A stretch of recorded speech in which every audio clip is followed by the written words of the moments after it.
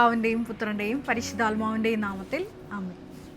പരിശുദ്ധ ദൈവമാതാവിൻ്റെ കരം പിടിച്ച് ദൈവപിതാവിനെ മുഖാഭിമുഖം കാണുവാൻ ഈ ഭൂമിയിലായിരുന്നു കൊണ്ട് മരിയൻ ഉടമ്പടി എടുത്തുകൊണ്ട് കൂടുതൽ വിശ്വസ്തയോടെ തീക്ഷ്ണതയോടെ ഉടമ്പടി നിബന്ധനകൾ പാലിച്ച് മുന്നേറാൻ ഉതകുന്ന ലിവിങ് ഓറക്കിൾസ് ജീവവചസ്സുകൾ എന്ന വലിയ ശുശ്രൂഷയുടെ 66-ാമത്തെ എപ്പിസോഡിലേക്ക് എല്ലാവരെയും ദൈവനാമത്തിൽ സ്വാഗതം ചെയ്യുന്നു. ഇന്ന് നമ്മൾ സാക്ഷ്യ വചന വിശകലനത്തിനായി എടുത്തിരിക്കുന്നത് ഏഞ്ചൽ താര എന്നൊരു മകളുടെ സാക്ഷ്യമാണ്. എൻ്റെ പേര് ഏഞ്ചൽ താര ആൻറ്റോ. ഞാൻ വരുന്നത് ഇരിഞ്ഞാലക്കുട രൂപതയിലെ സെയിൻറ്റ് ജോസഫ്സ് ഫൊറൈൻ ചർച്ച് കൊടകരയിൽ നിന്നാണ്. ബഹുമാനപ്പെട്ട വി.പി. ജോസഫ് അച്ഛൻ ഉടമ്പടി ധ്യാനത്തിൽ എപ്പോഴും റെഫർ ചെയ്യാറുള്ളൊരു സാക്ഷ്യമാണ്. ഈ സാക്ഷ്യത്തിൻ്റെ പ്രത്യേകത എന്ന് പറയുന്നത് ഈ മകൾക്ക് മരിയൻ ഉടമ്പടി എടുത്തു കഴിഞ്ഞപ്പോൾ കണ്ണീരിൻ്റെ ഒരു വരം കിട്ടി. അതായത് ഉടമ്പടിക്ക് മുമ്പ് നമ്മുടെ വിശുദ്ധ കുർബാനയിലാണെങ്കിലും വചന വായനയിലാണെങ്കിലും ദൈവസ്നേഹത്തെക്കുറിച്ച് കേൾക്കുമ്പോഴാണെന്നുണ്ടെങ്കിലും ഒക്കെ പ്രത്യേകിച്ച് അങ്ങനെ വലിയ ഫീലിംഗ് ഒന്നും ഇല്ലാതിരുന്ന മകൾക്ക് മരിയൻ ഉടമ്പടിക്ക് ശേഷം മകൾ പറയുന്നുണ്ട്, വലിയ ആഴ്ചകൾ വന്നപ്പോൾ കഴിഞ്ഞ വലിയ ആഴ്ചയിൽ ദുഃഖ വെള്ളിയാഴ്ച പീഡാനുഭവ ചരിത്രം വായിച്ചു. എനിക്ക് കരച്ചിൽ നിർത്താൻ പറ്റണ്ടായിരുന്നില്ല. ഞാൻ ഈശോ കുരിശിൽ തൂങ്ങി മരിച്ചു എന്ന് പറഞ്ഞ ഭാഗം വന്നപ്പോൾ ഞാൻ ഈശോയെ എന്ന് പറഞ്ഞ് അങ്ങോട്ട് കരയാണ്. അതായത് ഞാൻ എൻ്റെ മുന്നിൽ ഈശോ നിന്ന് കരയുന്നതായിട്ട്, ഈശോ കുരിശിൽ കിടക്കുന്നതായിട്ട് ഞാൻ കണ്ട് ഞാൻ നിന്നങ്ങോട്ട് കരയാൻ തുടങ്ങി. അതൊക്കെ എനിക്ക് ആദ്യമായിട്ടുണ്ടാവുന്ന അനുഭവങ്ങളായിരുന്നു. അത് കണ്ണീരിൻ്റെ വരവാണ്, ഗിഫ്റ്റ് ഓഫ് ടീയേഴ്സ്. പരിശുദ്ധാത്മാവിൻ്റെ വരങ്ങളിൽ ഒരു വരവാണത്, കണ്ണീരിൻ്റെ വരം. അതായത് ആരെങ്കിലും വലിയ ദൈവസ്നേഹത്തിൻ്റെ ദൈവാനുഭവങ്ങൾ, നമ്മുടെ ദൈവാനുഭവം ആയിരിക്കത്തില്ല, പക്ഷേ മറ്റുള്ളവർ ദൈവം സന്ധിച്ച ആ വിഷയം കേൾക്കുമ്പോൾ നമുക്ക് കണ്ണുനീര് വരും. നിങ്ങളിൽ പലരും കൃപാസനത്തിൽ നടന്നിട്ടുള്ള ഈ മരിയൻ പ്രത്യക്ഷീകരണത്തോടനുബന്ധിച്ച് നമുക്ക് കിട്ടിയ മരിയൻ ഉടമ്പടിയുടെ വലിയ ദൈവാനുഭവങ്ങൾ കേട്ടുകൊണ്ട് ഒത്തിരി മക്കൾ ഈ സാക്ഷ്യങ്ങൾ കേട്ട് കരയുന്ന മക്കളുണ്ടാവും. കാരണം അത്രമാത്രമാണ് സീറോ മൈനസിൽ നിന്ന് ഉള്ള മക്കളെ ദൈവമാതാവ് യാതൊരു മെറിറ്റ് നോക്കാതെ സന്ധിച്ച് അവരെ സാക്ഷ്യപീഠത്തിലേക്ക് ഉയർത്തും. ഞാൻ പറഞ്ഞു വന്നത് വേറൊന്നുമല്ല, ഇത് യാദൃശ്ചികമായിട്ട് പറഞ്ഞതാണ്. ഇന്ന് ഈ ഒരു മകളുടെ സാക്ഷ്യം ഞാൻ ഈ ജീവവചസ്സുകൾ എന്ന വലിയ ശുശ്രൂഷയിൽ എടുക്കാൻ ഒരുപാട് കാരണങ്ങളുണ്ട്. കാരണം ഇന്ന് നമുക്കറിയാം, നമ്മുടെ യൂത്തൊക്കെ, നമ്മുടെ ഒരു രാഷ്ട്രത്തിൻ്റെ വെൽത്ത് എന്ന് പറയുന്നത് നമ്മുടെ യുവജനതയാണ്. അപ്പോൾ ഈ യുവജനത ഒത്തിരിയേറെ മക്കൾ, നല്ല കാലിബറുള്ള നല്ല ടാലൻറ്റഡ് ആയിട്ടുള്ളൊരു മക്കളൊക്കെ ഇന്ന് ഇങ്ങനെ മൈഗ്രേറ്റ് ചെയ്തുകൊണ്ടിരിക്കുകയാണ്.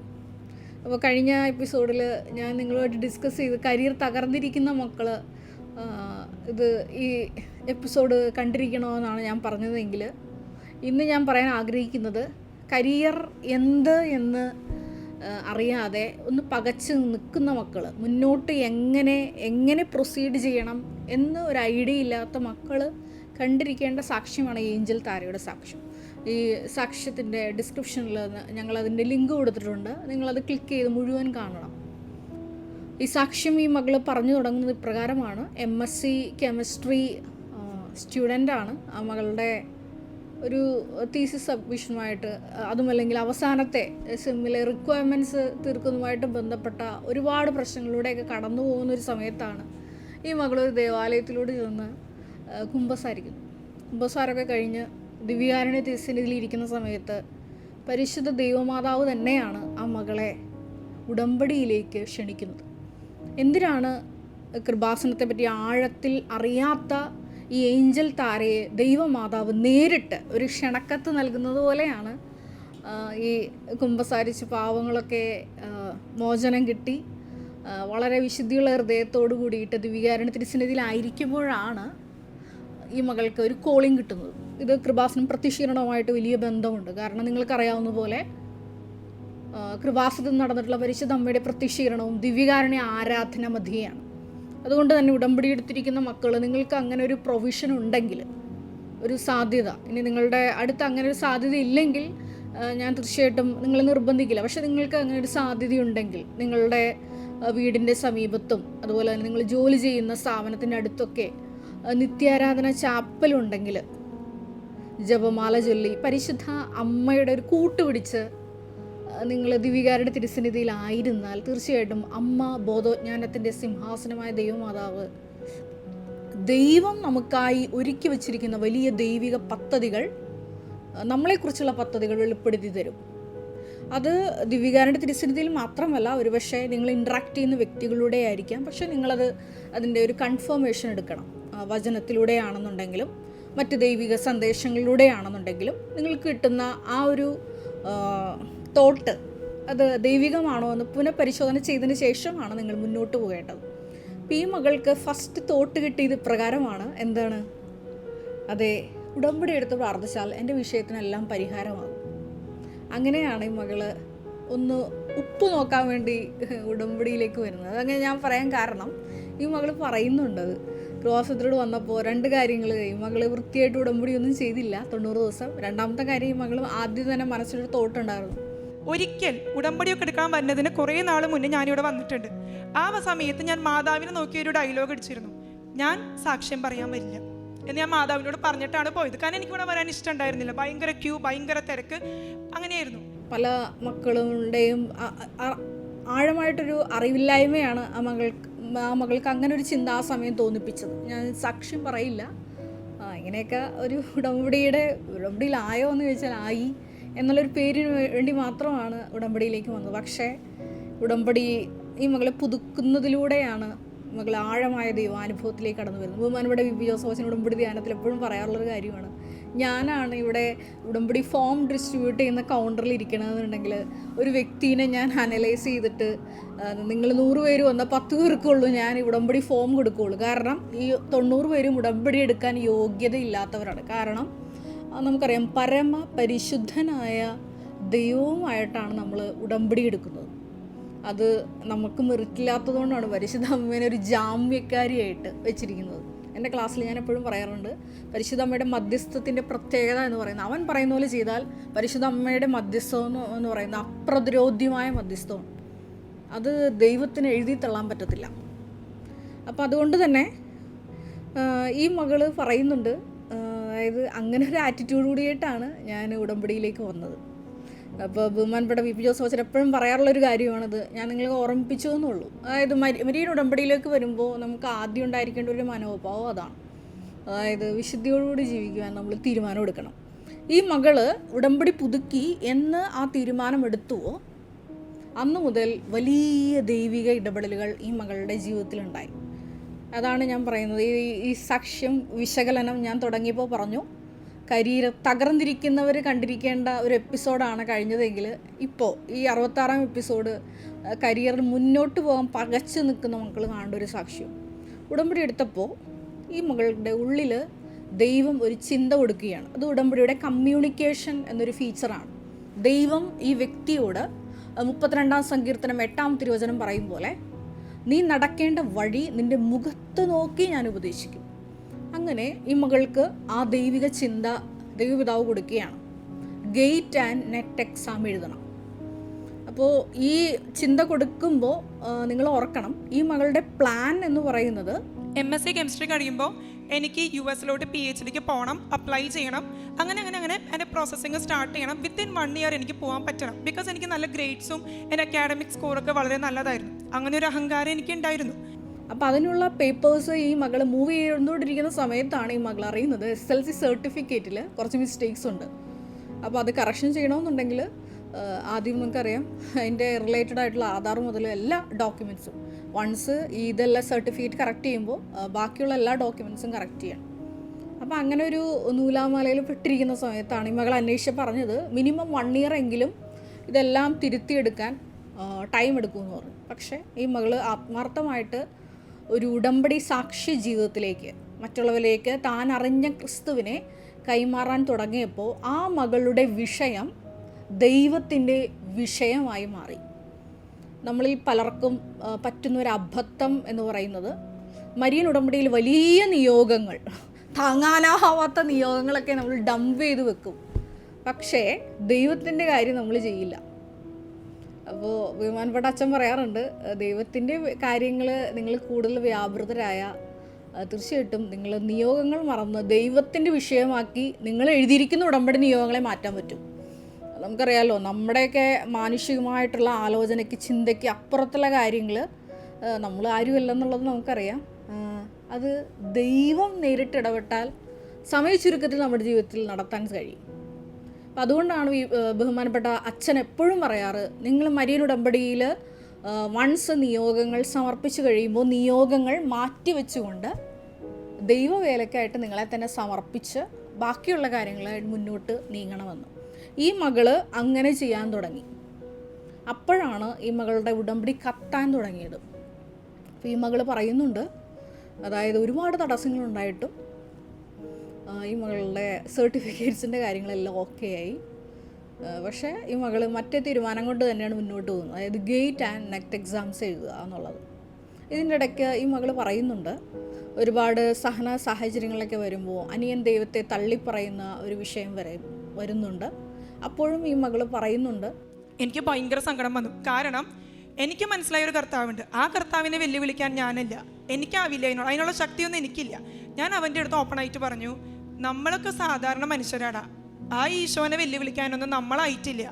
പക്ഷേ ഈ മകള് അനിയനോട് ചേർന്ന് ഇതുപോലെ ഒരു തൻ്റേതായൊരു നിലപാട് അറിയിക്കാത്തതിൻ്റെ ഒരു വിഷമമൊക്കെ ഈ മകൾ പറയുന്നുണ്ട്. കാരണം ഈ മകൾക്ക് ശക്തമായ ഭാഷയിൽ അന്ന് പറയാൻ പറ്റിയില്ല, ദൈവം എൻ്റെ കൂടെയുണ്ട്.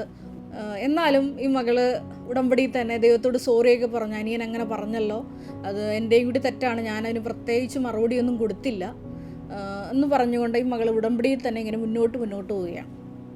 അങ്ങനെ ഇരിക്കുമ്പോൾ ഈ മകൾ പറയുന്നുണ്ട്, ഗേറ്റിൻ്റെ എക്സാമിൻ്റെ ഡേറ്റ് വന്നു. മരിയൻ ഉടമ്പടി ഉപ്പുമായിട്ട് എക്സാമിന് പോയി. ഉപ്പ് വിശ്വാസ പ്രമാണം ചൊല്ലി പ്രയോഗിച്ചുകൊണ്ട് എഴുതാൻ പോയ എക്സാമിന് ഈ മകൾക്ക് ഒരു 200 റാങ്ക് ഈ മകൾക്ക് ദൈവപിതാവ് കൊടുത്തു. അങ്ങനെ ഈ മകൾ ഒരു വാക്ക് ഈ സാക്ഷ്യത്തിൽ പ്രത്യേകം പറയുന്നുണ്ട്, വാതിലുകൾ മൊത്തം അടഞ്ഞു കിടന്ന എൻ്റെ ജീവിതത്തിൽ ഒരുപാട് വാതിലുകളാണ് ഒറ്റയടിക്ക് തുറന്നു കിട്ടിയത്. ഇനി ഈ മകൾക്ക് ഓപ്പർച്യൂണിറ്റീസിൻ്റെ ഒരു കാലമാണ്. 2 ചോയ്സ് ഉണ്ട്. ഒന്നുകിൽ സെൻട്രൽ ഗവൺമെൻറ് ജോലി ഓപ്റ്റ് ചെയ്യാം, 2 PhD അഡ്മിഷൻ എടുക്കാം. ഈ മകളുടെ മനസ്സിൽ ദൈവം തോന്നിച്ചത് ആദ്യം ഏതിനാണ് കോൾ ഫോർ വരുന്നത് അതെടുക്കാം. അങ്ങനെ PhDക്ക് ഈ മകൾ അപ്ലൈ ചെയ്യാൻ തീരുമാനിച്ചു. ഇനിയാണ് മരിയൻ ഉടമ്പടിയുടെ യഥാർത്ഥ ഫീച്ചേഴ്സ് വെളിപ്പെടുന്ന വലിയൊരു സംഭവം നടക്കുന്നത്. ഇങ്ങനെ PhD അഡ്മിഷന് വേണ്ടി IIT ബോംബെയിൽ ചെല്ലുമ്പോൾ ഈ മകൾ പറയുന്നുണ്ട്, തലേന്ന് പോലെ ഈ മകൾ സിക്കായിട്ട് സൗണ്ടൊക്കെ അടഞ്ഞുപോയി. അങ്ങനെ ഈ മകൾ അവിടെ ഇൻ്റർവ്യൂ ബോർഡിൻ്റെ മുമ്പിൽ എക്സാമിന് അഭിമുഖീകരിക്കാൻ വേണ്ടി അവിടെ നിൽക്കുമ്പോൾ ഈ മകളോട് ഒരു ക്വസ്റ്റ്യൻ പറഞ്ഞിട്ട് അതിൻ്റെ ചാർട്ടിങ്ങും കാര്യങ്ങളൊക്കെ ബോർഡിൽ എഴുതാൻ പറഞ്ഞു. അപ്പോൾ ആ മകൾ പറയുന്നുണ്ട്, എനിക്കതിനെ പറ്റിയൊരു ഡെഫിനിഷൻ മാത്രം അറിയാം, അവർ പറഞ്ഞ രീതിയിൽ ഒന്നും എനിക്ക് എക്സ്പ്ലെയിൻ ചെയ്യാൻ അറിയില്ല. എൻ്റെ അടുത്ത് കുറേ സ്ട്രക്ചറൊക്കെ വരയ്ക്കാൻ പറഞ്ഞു. ഞാൻ ബോർഡിനകത്ത് ചോക്കും പിടിച്ച് സ്റ്റക്കായി നിൽക്കാം. ഞാൻ ആ സമയത്ത് കാശുരൂപം പിടിച്ച് ഞാൻ മനസ്സിൽ പറഞ്ഞു, എൻ്റെ മാതാവി എനിക്ക് ഇവിടുന്ന് നാണം കെട്ട് പോകേണ്ടി വരുന്നൊരവസ്ഥ ഉണ്ടാക്കരുത്. അതായത് എന്നെ കളിയാക്കിയിട്ട് ഇവരെന്നെ ഇവിടുന്ന് വിടരുത്. എന്തെങ്കിലും പറഞ്ഞാൽ മതി, സെലക്ഷൻ ഇല്ലെങ്കിലും കുഴപ്പമില്ല, എന്തെങ്കിലും പറഞ്ഞിട്ട് എന്നെ ഇവിടുന്ന് വിടണം എന്നാണ് ഞാൻ പറഞ്ഞത്. കാരണം അതവൾക്ക് പറയാൻ മെറിറ്റുണ്ട്. ഇന്ന് അവൾ വൃത്തിയായിട്ട് ഉടമ്പടി ചെയ്യുന്നൊരു മകളാണ്. അതുകൊണ്ട് അമ്മയോട് പറഞ്ഞു, എന്നെ നാണം കെടുത്തരുതെന്ന് പറഞ്ഞു. ആ ഉടമ്പടി കാശുരൂപം ഇങ്ങനെ മുറുകെ പിടിച്ചുകൊണ്ട് ഈ മകളെ പറഞ്ഞപ്പോൾ ദൈവം ലൂക്ക 1:35, അതായത് പരിശുദ്ധ അമ്മ ചോദിക്കുന്നുണ്ടല്ലോ, ഇത് എങ്ങനെ സംഭവിക്കും, ഞാൻ പുരുഷനെ അറിയുന്നല്ലോ, ലൂക്ക 1:34. അതിൻ്റെ മറുപടി വചനം ഇതാണ്, പരിശുദ്ധാത്മാവ് നിൻ്റെ മേൽ വരും. അതെ, ആ മകൾ പിടിച്ചിരിക്കുന്ന ആ ചോക്കിലേക്ക് ആത്മാവിൻ്റെ ശക്തി ഇറങ്ങി വന്നു. എന്താണ് സംഭവിച്ചത്? തുടർന്നുള്ള മിനിറ്റുകളെല്ലാം അത്ഭുതമാണ് നടക്കുന്നത്. ഈ മകൾ അറിയാത്ത കാര്യങ്ങളെല്ലാം ഡയഗ്രമാറ്റിക് ചാർട്ടിലൂടെ ആ ബോർഡിൽ പ്രസൻറ്റ് ചെയ്യും. ഈ മകൾ സെലക്ട് ചെയ്യപ്പെടും. ഈ മകൾ പറയുന്നുണ്ട്, ആ പാനലിൽ മാതാവിൻ്റെ ഒരു അടയാളം ഞാൻ ചോദിച്ചിരുന്നു. അവിടെ ഗ്രേ കളർ ഷർട്ട് ഇട്ട ഒരാളുണ്ട്. അയാളുടെ ടീമിലേക്കാണ്, അയാളുടെ പ്രൊജക്റ്റിൻ്റെ ഭാഗമായിട്ടാണ് എനിക്ക് അഡ്മിഷൻ കിട്ടിയത്. അതെ, ദൈവം വൻ കാര്യങ്ങളായിരുന്നു ഈ മകൾക്ക് ഉടമ്പടിയിലൂടെ കരുതി വച്ചിരുന്നത്. ഒന്ന്, ദൈവസ്നേഹത്തോടെ ഉടമ്പടിയിലെ വിഷയങ്ങൾ മാറ്റിവെച്ച്, അതുമല്ലെങ്കിൽ നിയോഗങ്ങൾ മാറ്റിവെച്ചുകൊണ്ട് ദൈവത്തിന്, ദൈവസ്നേഹ പ്രവൃത്തികൾക്ക് എന്ന് ഈ മകൾ പ്രാധാന്യം കൊടുത്ത് മുന്നേറാൻ തുടങ്ങിയോ അന്നു മുതൽ ഈ മകളുടെ വിഷയങ്ങൾ ദൈവപിതാവ് ഏറ്റെടുക്കുകയായിരുന്നു. അതെ, ഈ മകളുടെ നൊമ്പരങ്ങൾ അത് ദൈവത്തിൻ്റെ നൊമ്പരമായി മാറി. ഇത് ഞാൻ പറയാൻ ഒരു കാരണം കൂടിയുണ്ട്. ഈ മകൾ പറയുന്നുണ്ട്, MSc കെമിസ്ട്രി ഞാൻ ചെയ്തത് സെൻട്രൽ യൂണിവേഴ്സിറ്റിയിലായിരുന്നു. അന്ന് എൻ്റെ ഒരു സ്വപ്നമായിരുന്നു എനിക്ക് IIT പോലുള്ള ഒരു ഹയർ എഡ്യൂക്കേഷൻ സ്ഥാപനത്തിൽ, അതായത് ഏറ്റവും ടോപ്പ് ഇൻസ്റ്റിറ്റ്യൂട്ടിൽ എനിക്ക് MSc കെമിസ്ട്രി ചെയ്യണമെന്ന്. പക്ഷേ അന്ന് എനിക്ക് അഡ്മിഷൻ കിട്ടിയില്ല. പക്ഷേ എൻ്റെ ആ ഒരു നൊമ്പരം ദൈവപിതാവ് ഏറ്റെടുത്തുകൊണ്ട് എനിക്ക് PhDക്ക് IIT ബോംബെയിൽ അഡ്മിഷൻ തന്നു. ഈ ഒരു സാക്ഷ്യം കേൾക്കുമ്പോൾ എൻ്റെ മക്കളോട് എനിക്ക് പറയാനുള്ളത്, ഇന്ന് ഒരുപാട് മക്കളാണ് ഇന്ത്യയിലുള്ള ഓപ്പർച്യൂണിറ്റീസ് ഒന്നും ഉപയോഗിക്കാതെ വിദേശത്തോട്ട് മൈഗ്രേറ്റ് ചെയ്തുകൊണ്ടിരിക്കുന്നത്. നിങ്ങൾക്ക് ദൈവ കൃപയിൽ, അതും അല്ലെങ്കിൽ ആ ഒരു വലിയ ദൈവിക തണലിൽ വളരാനുള്ള ഓപ്പർച്യൂണിറ്റീസ് ഉണ്ടെങ്കിൽ തീർച്ചയായിട്ടും അതിനുള്ള ദൈവിക സന്ദേശം നിങ്ങൾക്കുണ്ടെങ്കിൽ മൈഗ്രേറ്റ് ചെയ്യുന്നതിൽ കുഴപ്പമൊന്നുമില്ല. പക്ഷേ ദൈവത്തോട് ഒന്ന് കൂടി ആലോചന ചെയ്യുമ്പോൾ ഈ നാട്ടിൽ തന്നെയാണ് നിങ്ങൾക്ക് നിൽക്കണമെന്ന് മെസ്സേജ് ഉണ്ടെങ്കിൽ തീർച്ചയായിട്ടും ഇതുപോലുള്ള ഓപ്പർച്യൂണിറ്റീസ് എൻ്റെ യങ്സ്റ്റേഴ്സിനോടാണ് എനിക്ക് പറയാനുള്ളത്. അവർ തേടണം. ഇന്ന് നിങ്ങൾക്കറിയാവുന്ന പോലെ IIM ഒക്കെ പഠിച്ച മാനേജ്മെൻറ്റ് പഠിച്ച കുഞ്ഞുങ്ങളുടെ സാലറി എന്ന് പറയുന്നത് 3 lakh മുതലാണ് പെർ മന്ത് കിട്ടുന്നത്.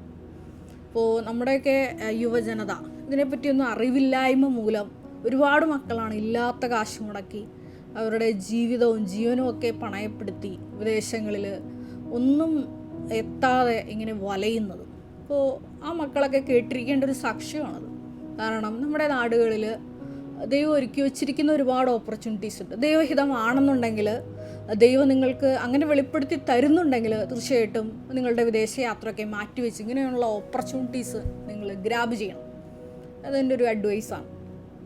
അപ്പോൾ ഈ മകളുടെ പ്രത്യേകത അത് തന്നെയാണ്, ഏഞ്ചൽ താരയുടെ. അങ്ങനെ ആ മകളുടെ കരിയർ ദൈവപിതാവ് ഉടമ്പടിയിലൂടെ ഉറപ്പിച്ചു. ആ മകൾ പറയുന്നുണ്ട്, 1 വർഷം മുമ്പ് കണ്ണുനീരോട് കൂടിയിട്ട് ഒരു തകർന്ന അവസ്ഥയിലാണ് ഞാൻ കൃപാസനത്തിലോട്ട് കടന്നു വന്നിരുന്നതെങ്കിൽ ഇന്ന് എന്നെ ദൈവമാതാവും ദൈവപിതാവും ഒരു കരയിലെത്തിച്ച ഒരു സന്തോഷത്തോടു കൂടിയിട്ടാണ് ഞാൻ ഈ മൈക്കെടുത്ത് സാക്ഷ്യം പറയുന്നത്. ഞാൻ ദൈവത്തോട് പറഞ്ഞിരുന്നു, 1/2 മണിക്കൂർ കുറയാത്ത ഒരു സാക്ഷ്യം എനിക്ക് ഈ പ്രത്യക്ഷീകരണ സന്നിധാനത്തിൽ വന്ന് പറയണം. അത് ഇന്ന് എനിക്ക് സാധിച്ചു. അതെ, ഈ ഏഞ്ചൽ താര നമ്മളോടും ഏറെ പ്രത്യേകമായിട്ട് കരിയറിൽ ഇനി എങ്ങോട്ട് എന്ന് പകച്ചു നിൽക്കുന്ന മക്കൾ ഒന്ന് ഏഞ്ചൽ താരയുടെ സാക്ഷ്യം കേൾക്കുന്നത് നല്ലതാണ്. ഈ മകളുടെ ഇൻവെസ്റ്റ്മെൻറ്റ് ഒത്തിരി കൂടുതലാണ്. ഈ മകൾ പറയുന്നുണ്ട്. അതുപോലെ തന്നെ എനിക്ക് മാറ്റം വന്ന മറ്റൊരു കാര്യം എന്ന് പറയുന്നത്, ക്യൂ പാലിക്കുക എന്ന് പറയുന്നത് എനിക്ക് ഭയങ്കര ബുദ്ധിമുട്ടാണ്. എനിക്ക് ഭയങ്കര ദേഷ്യം വരുന്നൊരു കാര്യമാണ് ക്യൂ നിൽക്കുക എന്നുള്ളത്. ഞാൻ അതിനിപ്പോൾ എന്ത് ചെയ്യുന്നു എന്ന് വെച്ചാൽ, എപ്പോഴും കയ്യിൽ ഈ ജപമാല ഉണ്ടാവും. ജപമാല കയ്യിൽ വെച്ചിട്ട് ഞാൻ എന്ത് ചെയ്തു എന്ന് വെച്ചാൽ, ഈശോ എന്നും എപ്പോഴും നന്മ നിറഞ്ഞ മറിയം മാത്രം ചെല്ലും. ജപമാല കയ്യിൽ വെച്ച് ക്യൂവിൽ ഈ നന്മ നിറഞ്ഞവർ, അത് മനസ്സിലല്ല ചുണ്ടനക്കെയാണ് ഞാൻ ചെല്ലുക. അപ്പോൾ ആരും എന്നോട് സംസാരിക്കാനൊന്നും വരില്ല, ഞാൻ എന്തോ ചെയ്യാമെന്ന് മനസ്സിലായി. അങ്ങനെ എൻ്റെ ഫ്രണ്ട്സ് ഇത് കണ്ടുപിടിച്ചു ഞാൻ കൊന്തെത്തിക്കുകയാണെന്നുള്ള കാര്യം. പിന്നീട് അവരും അത് തുടങ്ങി, ക്യൂവിൽ നിൽക്കുമ്പോൾ അവരും എൻ്റെ പോലെ തന്നെ കൊന്തെത്തിക്കാനായിട്ട് സ്റ്റാർട്ട് ചെയ്തു. ഈ സാക്ഷ്യം കേട്ടപ്പോൾ ഈ മകള് തന്നെ പറയുന്ന ഒരു ശക്തമായിട്ടുള്ള ഒരു വചനമുണ്ട്. ജീവിതത്തിൽ പകച്ചു നിൽക്കുന്ന ഒരു സമയത്ത് ഈ മകള് ഒറ്റയ്ക്കിരുന്ന് കരയുന്ന ഒരു സമയത്ത് ദൈവപിതാവ് ഈ മകൾക്കൊരു വചനം കൊടുക്കും. 128-ാം സങ്കീർത്തനം. അതെ, ആ സങ്കീർത്തനത്തിൻ്റെ ടൈറ്റിൽ എന്ന് പറയുന്നത് ദൈവഭക്തന് കിട്ടാൻ പോകുന്ന അനുഗ്രഹങ്ങളെ പറ്റിയാണ്. അതെ, കർത്താവിൻ്റെ വചനം കേട്ട് അവിടുത്തെ വഴികളിൽ നടക്കുന്നവർ ഭാഗ്യവാന്മാർ എന്നാണ് 128-ാം സങ്കീർത്തനം 1-2 തിരുവചനങ്ങൾ. കർത്താവിനെ ഭയപ്പെടുകയും അവിടുത്തെ വഴികളിൽ നടക്കുകയും ചെയ്യുന്നവൻ ഭാഗ്യവാൻ. നിന്റെ അധ്വാന ഫലം നീ അനുഭവിക്കും, നീ സന്തുഷ്ടനായിരിക്കും, നിനക്ക് നന്മ വരും. അതെ, അനിയൻ ഇതേപോലെ ഇത്രയേറെ പ്രാർത്ഥിച്ചിട്ട് ഒരു നന്മയില്ലല്ലോ എന്ന് ഈ ചേച്ചിയുടെ മുഖത്ത് നോക്കി പറയുമ്പോൾ ചേച്ചി പറയുന്നുണ്ട്, അത് തെറ്റാണ് അങ്ങനെ പറയുന്നത്. അതെ, ഈ മകൾ ദൈവത്തെ ഭയപ്പെടുന്നു. ഗേറ്റ് എക്സാമിന് പോകുമ്പോൾ ഞാൻ ഉടമ്പടി ഉപ്പിട്ടിട്ടേ എക്സാമിന് കയറുകയുള്ളൂ എന്ന് ഈ മകൾ പറയുമ്പോൾ അനിയൻ പറയുന്നുണ്ട് ക്യാമറ പിടിച്ച എക്സാം അടക്കം ക്യാൻസലാവും. അപ്പോഴും മകൾ പറയുന്നുണ്ട് ഞാൻ ഉടമ്പടി ഉൾപ്പെട്ടിട്ടേ കയറത്തുള്ളൂ, കാരണം ഈ മകളുടെ മെറിറ്റ് 0 ആണെന്ന് ഈ മകൾക്കറിയാം. അങ്ങനെയാണ് ആ മകൾക്ക് ഗേറ്റിന് എക്സാമിന് 200 above 251 റാങ്ക് ഈ മകൾക്ക് കിട്ടുന്നത്. രണ്ടാമതായിട്ട് എൻ്റെ മനസ്സിലോട്ട് ഓടി വന്ന വചനം പ്രഭാഷകൻ്റെ തിരുവചനമാണ്. നിങ്ങൾക്ക് എല്ലാവർക്കും ഉടമ്പടി എടുത്ത എല്ലാവർക്കും പരിചിതമായിട്ടുള്ളൊരു വചനമാണ്. ഒടുവിലാണ് ഞാൻ ഉണർന്നത് എന്നുള്ള പ്രഭാഷകൻ്റെ 33-ാം അധ്യായം 16-ഉം 17-ഉം തിരുവചനങ്ങൾ. ഒടുവിലാണ് ഞാൻ ഉണർന്നത്. കാലാപിറക്കുന്നവനെ പോലെ ഞാൻ മുന്തിരിപ്പഴം ശേഖരിക്കുന്നവരുടെ പിന്നിലായി, എന്നാൽ കർത്താവിൻ്റെ അനുഗ്രഹം നിമിത്തം ഞാൻ മുൻപന്തിയിലെത്തി മുന്തിരിപ്പഴം ശേഖരിക്കുന്നവനെ പോലെ ചക്കു നിറച്ചു. അവസാനമായിട്ട് ഞാൻ ഈ ദിവസങ്ങളിലെല്ലാം ധ്യാനിക്കുന്ന ഒരു വചനമാണ് അപ്പോസ്തല പ്രവർത്തനങ്ങൾ 16-14 തിരുവചനം. അവിടെ ലിദിയായ്ക്ക് സംഭവിക്കുന്ന വലിയ മാനസാന്തരത്തെ പറ്റിയാണ് സുവിശേഷകനായ ലൂക്ക രേഖപ്പെടുത്തി വയ്ക്കുന്നത്. അപ്പോസ്തല പ്രവർത്തനങ്ങൾ 16-14. അവിടെ ലൂക്കാ സുവിശേഷകൻ എഴുതി വയ്ക്കുന്ന ഒരു കാര്യം ഇപ്രകാരമാണ്: പൗലോസ് പറഞ്ഞ കാര്യങ്ങൾ അത് ശ്രവിക്കുവാൻ ലിദിയയുടെ ഹൃദയത്തെ ദൈവം ഒരുക്കിയെന്ന്. പൗലോസ് പറഞ്ഞ കാര്യങ്ങൾ സ്വീകരിക്കാൻ കർത്താവ് അവളുടെ ഹൃദയം തുറന്നു. അതെ, ഒരു വ്യക്തിയുടെ ജീവിതത്തിൽ മിറക്കിൾ സംഭവിക്കുന്നതിന് മുമ്പ് ഈ വചനം സ്വീകരിക്കാൻ വേണ്ടിയിട്ട് ദൈവം തന്നെ ഒരു വ്യക്തിയുടെ ഹൃദയം തുറക്കണം. അത് പരിശുദ്ധാത്മാവിൻ്റെ വലിയൊരു പ്രവർത്തനമാണ്. ഈ ഏഞ്ചൽ താരയുടെ ഒരു സാക്ഷ്യത്തിൻ്റെ ഒരു ഹൈലൈറ്റ് എന്ന് പറയുന്നത് ഇതാണ്. അതായത് ജീവിതത്തിൽ ഫ്ലക്ച്വേഷൻ ഉണ്ടാകുന്ന സമയങ്ങളിലെല്ലാം ദൈവത്തിൻ്റെ സ്വരത്തോട് കാതോർത്തുകൊണ്ട് വചനം സ്വീകരിക്കുവാൻ ഈ മകൾക്ക് ദൈവം വലിയ ഒരു അഭിഷേകം കൊടുക്കുന്നുണ്ട്. അങ്ങനെയാണ് ഈ മകൾക്ക് സാക്ഷ്യപീഠത്തിലേക്ക് ഉയരാൻ സാധിച്ചത്. ഈ മരിയനുടമ്പടി എടുത്തിരിക്കുന്ന നമ്മളും ഇതേപോലെ ഈ പകച്ചു നിൽക്കുന്ന സമയത്ത് ദൈവത്തിൻ്റെ സ്വരം ശ്രവിക്കുവാൻ നമ്മൾ പഠിക്കണം.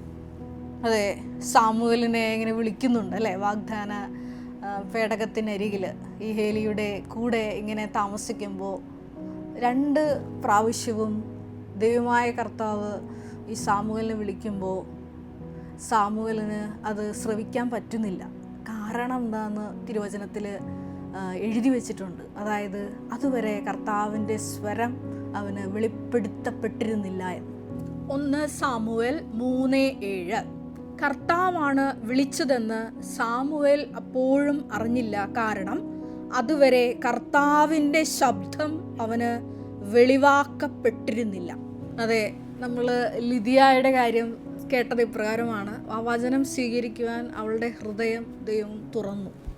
അതുപോലെ തന്നെ പ്രധാനപ്പെട്ടതാണ് ഈ വചനം ശ്രവിക്കുമ്പോഴുള്ള ഈ ഒരു ശ്രവണാഭിഷേകം. അതെ, കർത്താവ് നമ്മളോട് സംസാരിക്കുമ്പോൾ, ഒരു സന്ദേശം തരുമ്പോൾ അത് സ്വീകരിക്കുവാൻ നമ്മുടെ ആന്തരിക കർണപുടങ്ങളെ പ്രത്യേകമായിട്ട് അഭിഷേകം ചെയ്യപ്പെടണം. അതായത് എങ്കിൽ മാത്രമേ ഉള്ളൂ ദൈവത്തിൻ്റെ സ്വരം നമുക്ക് ശ്രവിക്കാൻ പറ്റുള്ളൂ. അങ്ങനെ 3ാമതും ഈ സാമുവേലിനെ വിളിക്കുമ്പോഴാണ് ഏലി പറയുന്നത്, ഇനി വിളിച്ചാൽ അത് കർത്താവാണ്, ഇതാ ഞാൻ ശ്രവിച്ചാലും എന്ന് പറയണം. അങ്ങനെയാണ് ആ സന്ദേശം ഈ സാമുവേൽ സ്വീകരിക്കുന്നത്.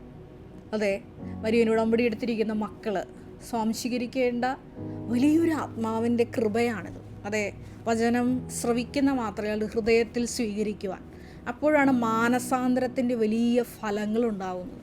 നമ്മളൊക്കെ എളിമപ്പെടുത്താനായിട്ട് കർത്താവ് ഒരുപാട് അവസരങ്ങളൊക്കെ ഒരുക്കുമ്പോൾ നിങ്ങൾ ഓർക്കണം, അത് വൻ പദ്ധതികളാണ് നിങ്ങളെ പറ്റി ദൈവം സ്വപ്നം കാണുന്നത്. അതുകൊണ്ടാണ് ഇപ്പോൾ ഒരു ചെറിയ തകർച്ച. ഈ മകളുടെ സാക്ഷ്യം ആരംഭിക്കുന്ന പ്രകാരമാണ്. അതെ, MSc കെമിസ്ട്രിയിൽ ഈ തീസിസ് സബ്മിഷനുമായിട്ട് അതിൻ്റെ പേപ്പേഴ്സുമായിട്ട് റിലേറ്റഡ് ഒരുപാട് സ്ട്രഗിൾസ് ഈ മകൾ നേരിടുന്ന സമയത്താണ് ഈ മകൾ ഓടിപ്പോയി കുമ്പസാരക്കൂടിൽ അണയുന്നതും ഒരു ദൈവിക സന്ദേശത്തിനായി കാതോർത്ത് ദിവ്യകാരുണ്യത്തിൻ്റെ മുമ്പിലായിരിക്കുന്നു. അപ്പോഴാണ് ദൈവം സംസാരിക്കുന്നത്. എന്താണ് സംസാരിക്കുന്നത്? നീ ഉടമ്പടിയിലേക്ക് വരാൻ. പിന്നീട് ഈ മകളോട് ദൈവപിതാവ് പറയും, അതെ, നീ ഗേറ്റ് നെറ്റ് എക്സാംസ് എഴുതണം. ഈ പറയുന്നത് പോലെ തന്നെയാണ് ഈ മകൾ ഓരോ സന്ദർഭത്തിലും മൂവ് ചെയ്യുന്നത്. അതെ, കർത്താവിൻ്റെ സ്വരം അത് കേൾക്കുമ്പോൾ അത് വെളിപ്പെട്ട് കിട്ടാൻ, വചനം കേൾക്കുമ്പോൾ അത് ഹൃദയത്തിൽ സ്വീകരിക്കുവാൻ, സ്വാംശീകരിക്കുവാൻ നമുക്ക് വലിയ അഭിഷേകം ചോദിച്ചു വാങ്ങണം. അതല്ലെങ്കിൽ നമ്മൾ കേൾക്കുന്ന എല്ലാ ധ്യാനങ്ങളും ഇങ്ങനെ നമ്മൾ പറയില്ലേ, കേൾക്കപ്പെടാത്തൊരു വാക്കില്ല എന്ന് പറയും പോലെ അവരുടെ സ്വരം ഭൂമിയുടെ അതിർത്തികൾ വരെ എത്തും. പക്ഷേ കേൾക്കുന്ന നമ്മളിൽ മാറ്റങ്ങളൊന്നും ഉണ്ടാവില്ല. അപ്പോൾ ഏറ്റവും വലുത് എന്ന് പറയുന്നത് വചനം സ്വീകരിക്കുവാൻ നമ്മുടെ ഹൃദയങ്ങളെ ദൈവം തുറക്കണം. കർത്താവിൻ്റെ സ്വരം കേൾക്കുവാൻ നമ്മുടെ ആന്തരിക കർണപുടങ്ങളെ ദൈവം അഭിഷേകം ചെയ്യണം. അതിനുള്ള വലിയ കൃപയ്ക്ക് വേണ്ടിയിട്ട് പ്രത്യേകമായിട്ട് ഈ എപ്പിസോഡ് കണ്ട് പ്രാർത്ഥിക്കുമ്പോൾ നമുക്ക് പ്രാർത്ഥിക്കാം. ഒരു നിമിഷം നമുക്ക് കണ്ണുകളടയ്ക്കാം. ഏഞ്ചൽ താരയുടെ സാക്ഷ്യത്തിലൂടെ നീ ഞങ്ങളോട് സംസാരിക്കുകയായിരുന്നു.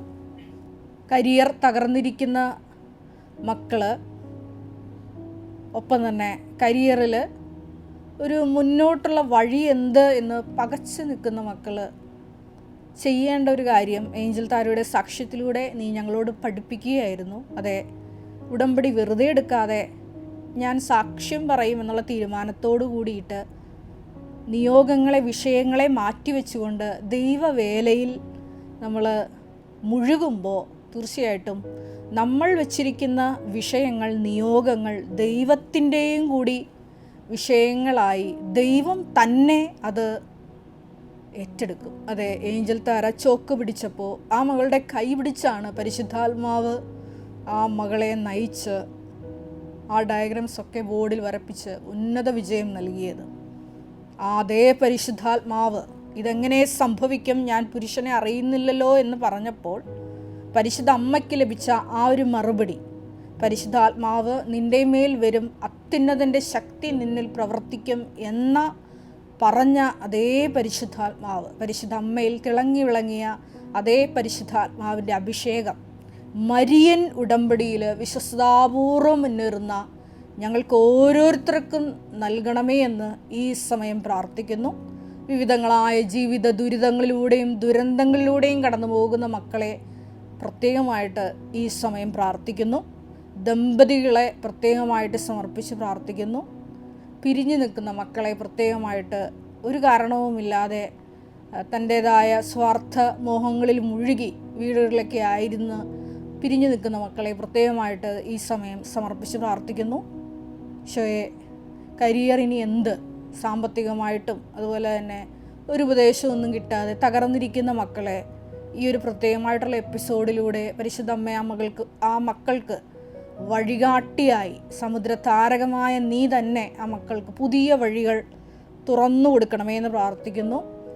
ജോഷ്വായുടെ പുസ്തകത്തിൽ ഞങ്ങൾ വായിക്കുന്നത് പോലെ ഈ വഴിയിലൂടെ ഇതിനു മുമ്പ് ഞങ്ങൾ പോകാത്തതിനാൽ പോകേണ്ട വഴി വാഗ്ദാന പേടകമായ ദൈവമാതാവേ നീ തന്നെ അവർക്ക് വഴി തെളിച്ചു കൊടുക്കണമേ, കാണിച്ചു കൊടുക്കണമേ എന്ന് ഞങ്ങൾ പ്രാർത്ഥിക്കുന്നു.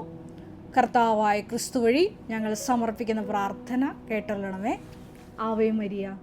നമ്മുടെ കൃപാസനം പ്രത്യക്ഷീകരണ സന്നിധാനത്തിൽ ബഹുമാനപ്പെട്ട VP ജോസഫ് അച്ഛനോടൊപ്പം സമർപ്പിതരായി ശുശ്രൂഷ ചെയ്യാൻ ആഗ്രഹിക്കുന്ന സഹോദരങ്ങൾ, ഏറെ പ്രത്യേകമായിട്ട് +2 ഡിഗ്രി പാസ്സായ മക്കളുണ്ടെങ്കിൽ തീർച്ചയായിട്ടും താഴെ കാണുന്ന ഇമെയിൽ അഡ്രസ്സിൽ കോൺടാക്റ്റ് ചെയ്യുക. നിങ്ങളുടെ CV അയയ്ക്കുക. തീർച്ചയായിട്ടും പരിശുദ്ധ അമ്മയുടെ പ്രത്യക്ഷീകരണത്തിന് സാക്ഷികളായി ജീവിക്കുവാൻ നിങ്ങൾക്കൊരു ആന്തരിക ബോധ്യം, അതുമല്ലെങ്കിൽ ദൈവപിതാവ് നിങ്ങളെ വിളിക്കുന്നു എന്ന് നിങ്ങൾക്ക് ബോധ്യപ്പെടുന്നുണ്ടെങ്കിൽ തീർച്ചയായിട്ടും ഞങ്ങളെ കോൺടാക്റ്റ് ചെയ്യുക. എല്ലാവരെയും ദൈവം അനുഗ്രഹിക്കട്ടെ.